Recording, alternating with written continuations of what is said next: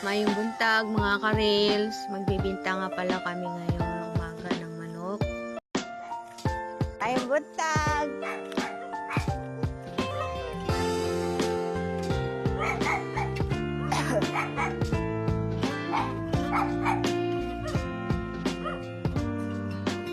Muna yung bahay nila Madam Anabel o Sir Oliver.